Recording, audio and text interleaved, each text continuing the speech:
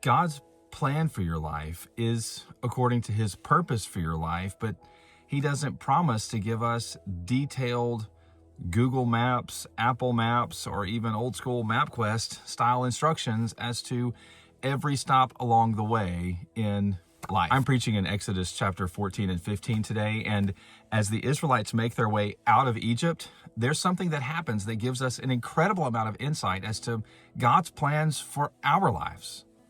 You see, as they make their way out of Egypt, there's one route they can go. That's the normal, most common route for anyone to go. It goes north and it goes on the common path. But that's not the way the Israelites go. In fact, God tells them specifically to go in a different direction. He sends them southeast. He sends them towards what looks like actually a dead end.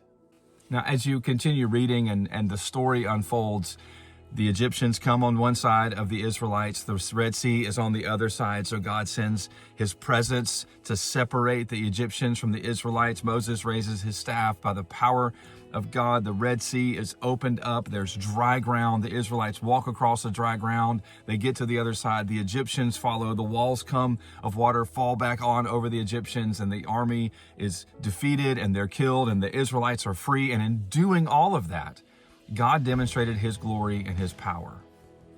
And that's where we find ourselves with the Israelites, accepting and surrendering to the fact that God's plans for our lives are going to be to accomplish his purposes. And we have to trust him, because even in the most hopeless, difficult, and seemingly crazy situations and experiences, and that's exactly where God wanted his people to be, because God's plans for the Israelites were to accomplish his purposes. He didn't tell them, hey, we're going to stop here, here, here, and here all along the way. He told them that he was going to deliver them, and that in doing so, he was going to bring glory to his name, and that the Egyptians would know his power. But when the Egyptians had come to encamp there on the Israelites, the rest of the Israelites looked at Moses and they said, hey man, were there not enough graves for our bodies back in Egypt? Why did you bring us to this point so that this could happen? And it's my experience that in our own lives, we can find ourselves looking at our circumstances and looking at God and saying, so you've done all these things in my life now for this moment, for this difficulty, for this hardship, for this really unexpected and seemingly hopeless circumstance. God's plan is for his purpose.